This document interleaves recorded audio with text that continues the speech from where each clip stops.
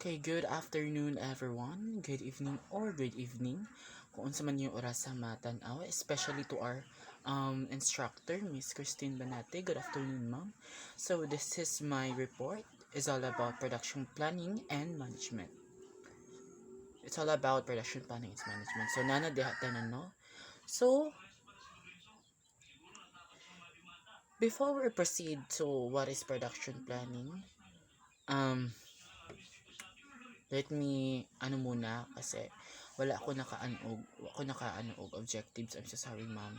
Pero tanan man pud, ma'am, na ana diri mo na siyang kibali ka ng kuan ka ng objectives na ana diri tanan sa akong report po. Sige.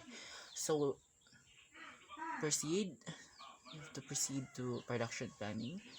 So, what is production planning? Production planning may be said to be a technique of forecasting ahead every step in the long process of production, taking them at the right time in the right degree and trying to complete operations with the maximum efficiency. So, when we say production planning, from the word production and then planning.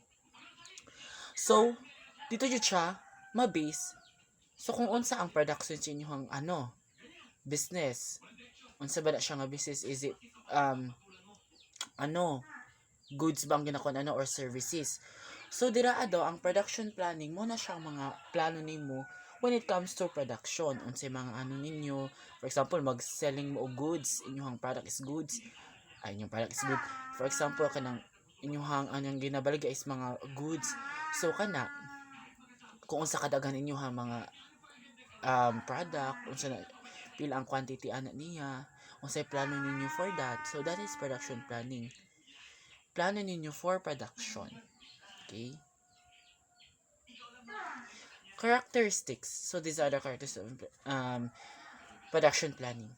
Inputs like materials, men and machines are efficiently used. Factors of productions are integrated to use them economically.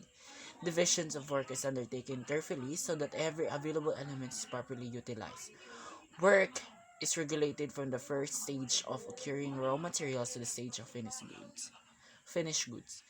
Question like what, when, and how to be man-force are decided. Okay. Let's proceed.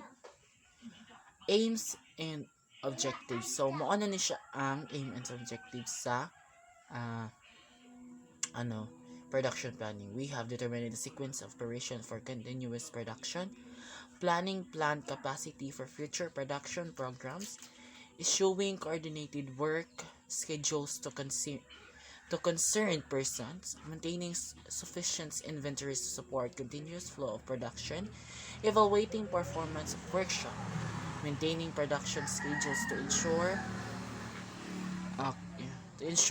deliver at proper time. So, mo na siya ang mga aims and objectives sa production planning. Need or importance. Production planning is important for the following reasons. For increasing production, main purpose of production planning is to arrange inputs. It helps in raising industrial outputs. So, isa po dali siya sa pinaka-important for increasing production. Syempre, kailangan mo na ma-increase ang production na to kay para po daghan siya og kanang daghan siyang mabuhat nga product. And then pod kanang maano pod siya kanang maanong iyang industrial output kibali kanang kay murag makuan iyang kibali kani siya dili lang siya diri nga lugar naana pod siya sa lang lugar na gani ang atong business. So kay pag mag-increase atong productions, ibig sabihin daghan jud tag mabuhat nga mga products or services, no. So tungod ana, so ang atong industrial output mo pod, di ba? Kanang mo taas pod tungod kay daghan man tag nabuhat nga mga products. So for coordinating plant activity, in planning production is carried out in a number of processes and thus activities are synchronized for smooth working. From the word coordinating plant activity. So isa po daw siya sa importance or need sa production planning. Created a number and process of those activities synchronized for smooth working. So kana siya mga di lang kay nako ni siya ikono kay sabotable naman siya. Okay, nabalik na ako. I'm so sorry. Okay, we proceed to limitations. Following are the limitations faced by the production planning. So, ang production planning dahil no, kay napod siya ka ng mga limitations we have based on assumption. In case that assumptions prove correct, the planning and control will go smoothly, but if they go wrong, Proco will go weak. So, mo na siya in case na ka ng, for example, ganun ka ng pag inyong production, if kanang, for example, na siya kulang, or na yun naman ikan, syempre, unsa may mahitabo ana, di ba ma-weak, so mo decrease jud ang inyong production ana, pati po inyong production planning, kay tungod na aman mo na mali nga nabuhat, di ba? And rigidity. Under production planning, there is rigidity in the behavior of employees, and it may be not help in smoothening flow of work. So, under production planning, there is rigidity in the behavior of employees, and it may not help in smoothing. So, in production planning pa daw, na there rigidity in the behavior of employees, kanang mga conflict nga, kanang mga negative nga behavior sa mga employees, nga dili jud siya makatabang pod sa sa ilahang trabaho. Kasagaran man jud so pag makita nato sa mga ubang company naman jud mga employees po jud nga lain po jud mga kanang mga behavior. So kana siya di pa daw na siya makatabang. So dapat kana siya. So mo na siya, isa po na siya nga dapat limitahan, no? Isa po na siya sa limitations sa production planning nga dapat wala jud mga anak nga mga behavior nga may tabo para di maapektuhan ang trabaho. Difficult for small firms. This process is time consuming and therefore not affordable for small firms. Kani production planning lisod yun siya sa mga gagmay lang nga mga business, no? Like for example, kung nakasari-sari store, lisod pag nabali kay production planning sa at isa pa, nabali kay production pod sa pag magtukod ka ng business, di ba wala? Kaya ang kanan mo ginagamit nga product diha is naman siya, kibalag retail naman ani mo siya nga product. So wala siya kani siya nga ang production planning is dili siya pwede sa mga small firms. Costly. It is costly device as its implementations require separate persons to perform functions of planning, expediting, dispatching, etc. Ang costly po daw siya, mo na siya ang kani siya nga nag-implement og kanang mga kaning i-organize ang mga tao nimo or mga employees nimo nga kana siya sa planning na siya, kani siya sa expediting, dispatching. So mo na siya ang costly. Gina-implement siya or naga-organize siya sa mga tao. When it comes to production planning, dependence on external factors. Factors like natural calamities, change in technology, government controls, etc. reduce effectiveness of production planning. So, di na nako kay na siya kay sabotable na siya. So, we have elements of production planning pod, no? So, we have planning. Siyempre, una dyan na siya. Routing, scheduling, dispatching, follow-up and expediting, and inspection. Sorry, kinawa ko mabasa.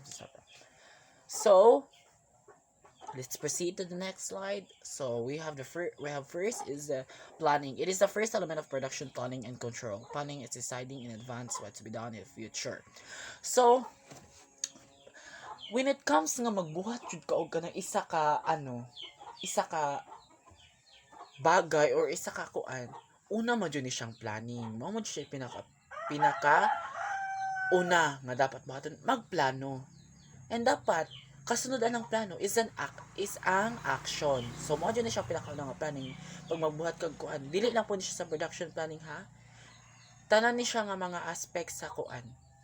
Okay? Labi na sa mga business, di ba? Kani jud ang pinaka-importante ning plan.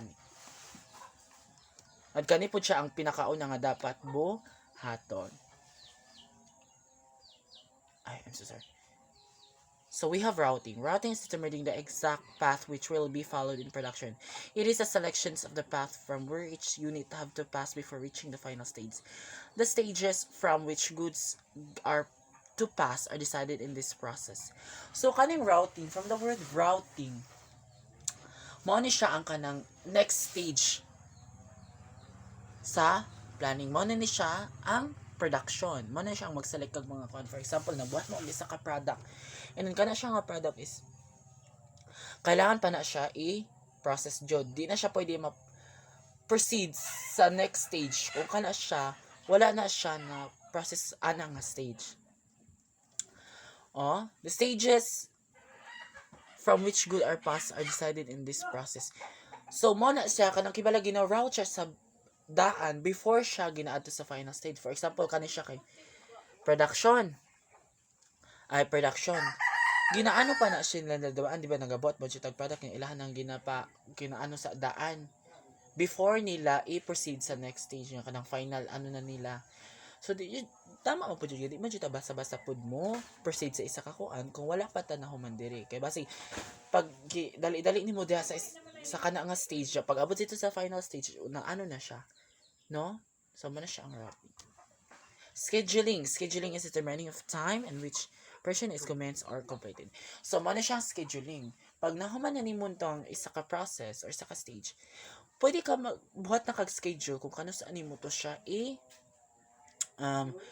i-deliver or ano unsa man imong buhaton ato nga product, magbuhat kag schedule kay naa naman siya sa final stage. So kana siya ang scheduling, mag-schedule na ka og kanang kuan. Kana saan nimo na siya ibaligya or kung saan siya i-deliver nga product ganun. Dispatching refers to the process of actual ordering of the work to be done.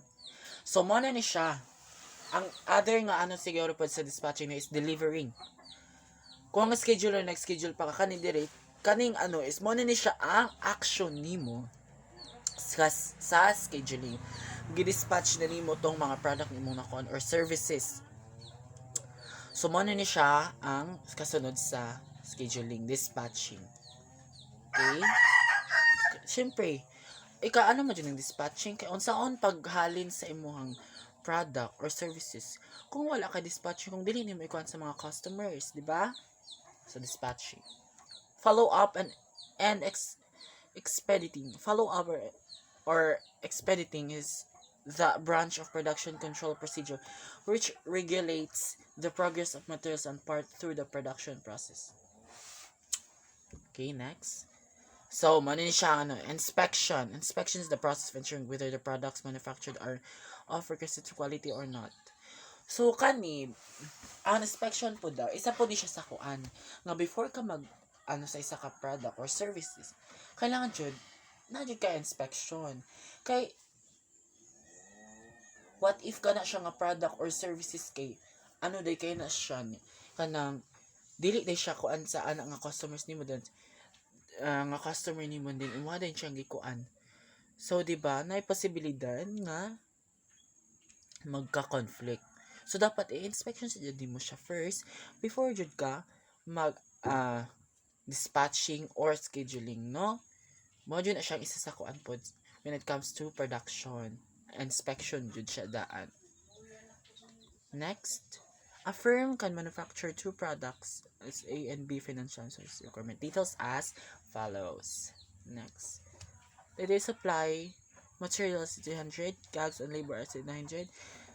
The firm wish to set production level to as maximize the total profit from that LPP and subographical method. So wala na siya. So that's all lang, no? Thank you. I hope nakasabot ang tanan sa akong report. Kana lang. Thank you, ma'am. This is muna ni ako report, ma'am, na manager. Thank you, everyone. Unta, matanaw ninyo ni akong video. Thank you. That's all.